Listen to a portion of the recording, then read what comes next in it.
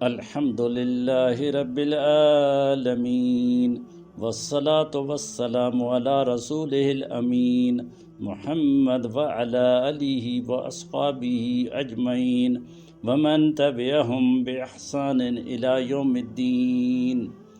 معزز سامعین کرام، السلام علیکم ورحمۃ اللہ وبرکاتہ۔ آج الحمدللہ ایک نہایت ہی اہم ٹاپک کے ساتھ آپ کی خدمت میں حاضر ہوں۔ اس کا کچھ خلاصہ بیان کرنا ضروری سمجھتا ہوں کہ آج انشاءاللہ ہم کن کن چیزوں پہ ڈسکس کریں گے۔ سب سے پہلے تو یہ ہے کہ ہم اپنی نمازیں کیسے صحیح کریں، اس کے بعد اپنی قرات کو کیسے صحیح کریں، اپنا تلفظ کیسے صحیح کریں، اور اس کے بعد نماز میں سورہ فاتحہ کیسے پڑھنی ہے، اور جو نماز کے دوران ہمارے ذہنوں میں مختلف شیطانی یا دنیاوی وسوسے آتے ہیں ان سے کیسے بچا جا سکتا ہے۔ تو اس کے لیے چند پوائنٹس ہیں جو آپ کی خدمت میں پیش کرنا چاہتا ہوں۔ نمبر 1، اپنی قرات صحیح کریں۔ کم از کم سورہ فاتحہ اور چھوٹی صورتیں کسی ماہر قاری کو سنا کر قرات صحیح کر لیں، کیونکہ جتنے تک تلفظ صحیح نہیں ہوگا تو اس کا کوئی فائدہ نہیں، کیونکہ اگلے کو سمجھ ہی نہیں آئے گی کہ یہ کون سا لفظ بول رہا ہے اور یہ کیا چاہتا ہے جی۔ نمبر 2، سورہ فاتحہ کی ہر آیت پر تھوڑی دیر رکیں تاکہ اطمینان سے نماز ادا ہو۔ حضرت ام سلمہ رضی اللہ تعالی عنہا سے روایت ہے کہ نبی اکرم صلی اللہ علیہ وسلم سورہ فاتحہ کی ہر آیت پر رکتے تھے۔ مثلا الحمد للہ رب العالمین، اس کو ایسے لمبا کر کے پڑھنا ہے، چھوٹا نہیں کرنا جی۔ اس کے بعد پھر آپ پڑھتے سانس توڑ کے الرحمن الرحیم، یعنی اسی طرح ہر آیت رک رک کے ہمیں پڑھنی چاہیے جی۔ اسی طرح صحیح مسلم شریف میں حضرت ابو ہریرہ رضی اللہ تعالی عنہ سے منقول ہے کہ رسول اکرم صلی اللہ علیہ وسلم نے فرمایا کہ اللہ تعالیٰ نے فرمایا، نماز میں سورہ فاتحہ میرے اور میرے بندے کے درمیان 2 حصوں میں تقسیم کی گئی ہے، نصف میرے لیے ہے اور نصف میرے بندے کے لیے ہے، اور جو کچھ میرا بندہ مانگتا ہے وہ اس کو دیا جائے گا۔ پھر رسول اللہ صلی اللہ علیہ وسلم نے فرمایا، بندہ جب کہتا ہے الحمد للہ رب العالمین تو اللہ پاک فرماتا ہے میرے بندے نے میری حمد بیان کی ہے، اور جب وہ کہتا ہے الرحمن الرحیم تو اللہ پاک فرماتا ہے میرے بندے نے میری تعریف و ثنا بیان کی ہے، اور جب بندہ کہتا ہے مالک یوم الدین تو اللہ پاک فرماتا ہے میرے بندے نے میری بزرگی بیان کی ہے، یعنی میری حاکمیت کو تسلیم کیا ہے۔ اور جب بندہ کہتا ہے ایاک نعبد و ایاک نستعین تو اللہ پاک فرماتا ہے یہ آیت میرے اور میرے بندے کے درمیان مشترک ہے، کیونکہ اس میں ایک پہلو اللہ تعالیٰ کی حمد و ثنا کا ہے اور دوسرا پہلو بندے کی دعا و درخواست کا ہے۔ اس کے ساتھ یہ بھی ارشاد ہوتا ہے کہ میرے بندے کو وہ چیز ملے گی جو اس نے مانگی ہے۔ پھر جب بندہ کہتا ہے اہدنا الصراط المستقیم، آخر تک یہ ہے، تو اللہ پاک فرماتا ہے یہ سب میرے بندے کے لیے ہے اور اس کو وہ چیز ملے گی جو اس نے مانگی ہے۔ لہٰذا بہتر یہ ہے کہ ہر آیت پر رک کر سانس توڑ دے، پھر دوسری آیت پڑھے۔ نمبر 3، ان دعاؤں کے پڑھنے کا اہتمام کیجیے جو نماز کے اندر پڑھنے کے لیے احادیث میں وارد ہیں۔ اس پہ انشاءاللہ جلد ہی میں ایک جامع اور کمپلیٹ ویڈیو بناؤں گا کہ کون سی دعا کون سی جگہ پہ پڑھنی ہے۔ ان دعاؤں کو پڑھنے سے کم از کم قوما و جلسہ صحیح ادا ہو جائے گا، اس لیے کہ ہم لوگ عمومی طور سے اس مرض میں مبتلا ہیں کہ قوما اور جلسہ صحیح ادا نہیں کرتے، حالانکہ تعدیل ارکان مثلا قوما میں اطمینان سے اس طرح کھڑا ہونا کہ تمام اعضاء کو سکون و اطمینان مل جائے اور جسم پر کوئی خم بھی باقی نہ رہے تو راج قول کے موافق واجب ہے۔ لہٰذا ان دعاؤں کو پڑھنا چاہیے، خصوصاً 2 سجدوں کے درمیان کم از کم اللہم اغفر لی ورحمنی ضرور پڑھ لیں، تاکہ اس کے ذریعے سے 2 سجدوں کے درمیان اطمینان سے بیٹھا جا سکے۔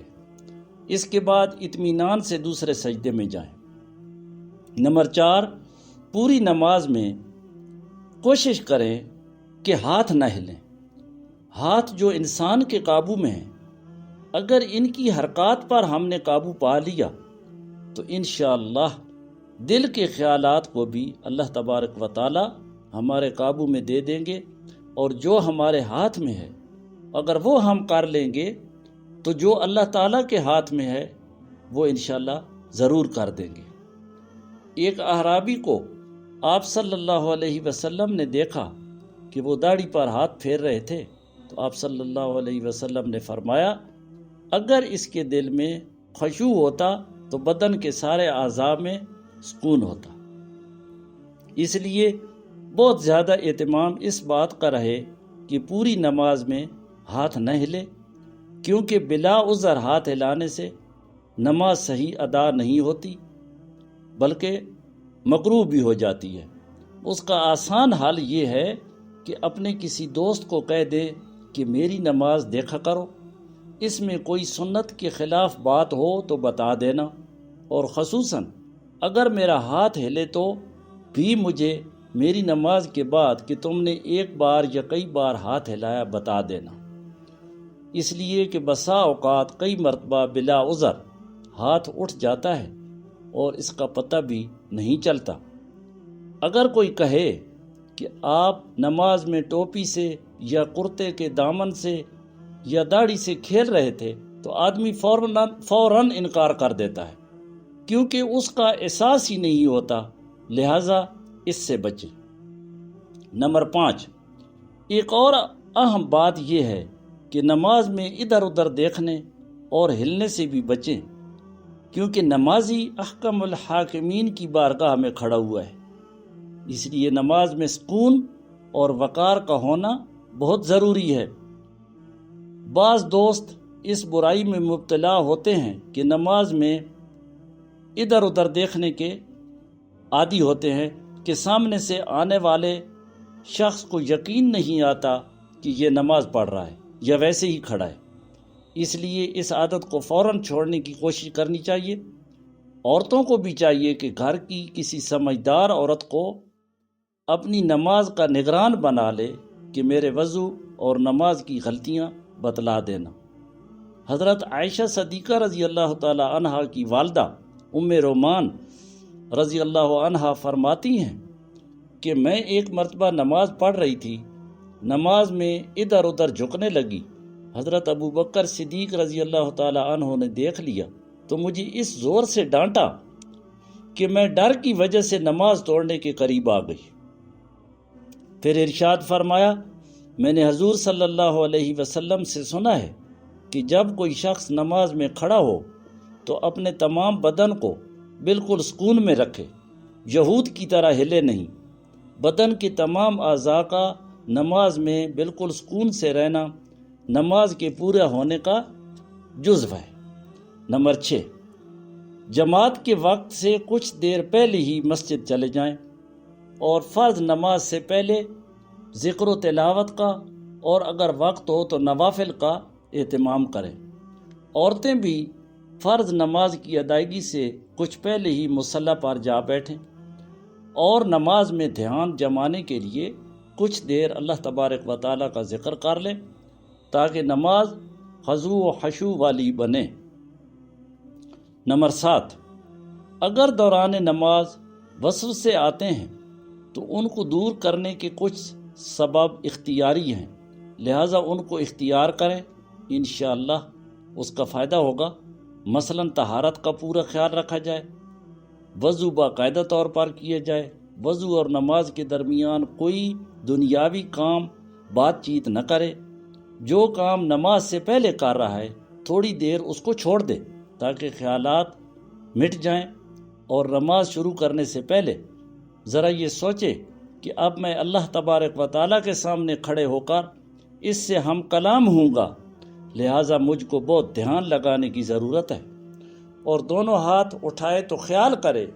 کہ اب میں نے دو جہاں والے کے سامنے ہاتھ اٹھائے ہیں، مجھے اب کسی سے کوئی غرض نہیں، ان کے سامنے سب حقیر و ذلیل ہیں۔ پھر اللہ اکبر کہہ کر نیت باندھے اور سمجھے کہ میں اللہ تبارک و تعالیٰ کے سامنے ہاتھ باندھے کھڑا عرض و نیاز کر رہا ہوں۔ تو اس کے ساتھ ایک اور جو نسخہ ہے، جو بہت ہی آسان نسخہ ہے، جو میرا آزمایا ہوا نسخہ ہے، وہ یہ ہے کہ اگر آپ سورہ فاتحہ کی ہر آیت کا ترجمہ یاد کر لیں اور جب وہ آپ آیت پڑھیں تو وہ ترجمہ آپ کے ذہن میں آئے تو انشاءاللہ کبھی کوئی بھی وسوسہ آپ کے ذہن میں نہیں آئے گا انشاءاللہ العزیز۔ نمبر 8، نماز پڑھنے سے پہلے سوچ لیں کہ شاید یہ میری آخری نماز ہو، اور شاید اس کے بعد اپنے مالک کے سامنے ادب سے کھڑے ہونے اور سکون سے رکوع سجدہ کرنے کا موقع نہ ملے، اور اگر تکبیر تحریمہ سے پہلے یہ دعا مانگ لیں کہ اے اللہ مجھے ایسی نماز ادا کرنے کی توفیق عطا فرما جو تیری بارگاہ میں قبول ہو جائے، آمین۔ اس لیے سجدے میں اللہ تبارک و تعالیٰ کی خوب تعظیم بیان کریں، تسبیحات پڑھیں اور خوب دعائیں مانگیں اور لمبے لمبے سجدے کریں۔ فرض نمازوں کے قومہ اور جلسہ میں کم از کم ایک ایک دعا مانگیں، اور سنتوں، نوافل اور وتر میں جتنی زیادہ سے زیادہ ہو سکے دعائیں مانگیں تاکہ قومہ و جلسہ صحیح ادا ہو سکے۔ یاد رہے کہ رکوع، قومہ، سجدہ اور جلسہ وغیرہ اطمینان سے ادا کرنا واجب ہے۔ اگر ان کو اطمینان سے ادا نہیں کیا تو نماز ہی صحیح نہیں ہوگی۔ آپ صلی اللہ علیہ وسلم کے زمانے میں ایک شخص نے رکوع، سجدہ، قومہ، جلسہ وغیرہ اطمینان سے ادا نہیں کیا تو آپ صلی اللہ علیہ وسلم نے اسے نماز دہرانے کا حکم دیا۔ اس نے دوبارہ نماز جلدی جلدی پڑھی تو حضور صلی اللہ علیہ وسلم نے دوبارہ نماز پڑھنے کا حکم دیا۔ اسی طرح حضور صلی اللہ علیہ وسلم نے اسے 3 مرتبہ نماز دہرانے کا حکم دیا کہ تم دوبارہ نماز پڑھو، تم نے تو نماز پڑھی ہی نہیں ہے۔ تو اس صحابی نے رسول اللہ صلی اللہ علیہ وسلم سے عرض کیا، یا رسول اللہ صلی اللہ علیہ وسلم، میں تو اس سے بہتر نماز نہیں پڑھ سکتا، آپ ہی مجھے سکھلائیے۔ تو رسول اللہ صلی اللہ علیہ وسلم نے فرمایا، جب تم نماز کے لیے کھڑے ہو جاؤ تو تکبیر کہو، پھر جو تمہیں قرآن میں سے یاد ہے جتنا آسانی سے پڑھ سکتے ہو پڑھو، پھر رکوع کرو اور اطمینان سے رکوع کرو، پھر رکوع سے اٹھو یہاں تک کہ اطمینان سے سیدھے کھڑے ہو جاؤ، پھر خوب اطمینان سے سجدہ کرو، پھر سجدے سے اٹھ کر اطمینان سے بیٹھ جاؤ، اور اسی طرح اپنی نماز پوری کرو۔ اور ایک روایت میں رسول اللہ صلی اللہ علیہ وسلم کی قومہ اور جلسہ کی کیفیت کو حضرت ابو قتادہ رضی اللہ تعالیٰ عنہ اس طرح بیان فرماتے ہیں، آپ صلی اللہ علیہ وسلم سیدھے کھڑے ہوتے حتیٰ کہ ہر جوڑ اپنی جگہ پر اطمینان سے آ جاتا، اور جلسہ کے متعلق بھی یہی الفاظ ہیں کہ سیدھے بیٹھتے حتیٰ کہ ہر جوڑ اپنے مقام پر اطمینان سے ہو جاتا۔ حضور صلی اللہ علیہ وسلم کا خود ان ارکان کو اطمینان سے ادا فرمانا اور صحابہ کو بار بار اس کی تاکید کرنا اس کے بہت زیادہ اہم ہونے کی دلیل ہے۔ اللہ تبارک و تعالیٰ سے دعا ہے کہ جو ہم نے سنا، جو ہم نے بیان کیا، اس پہ عمل کرنے کی توفیق عطا فرمائے، آمین ثم آمین۔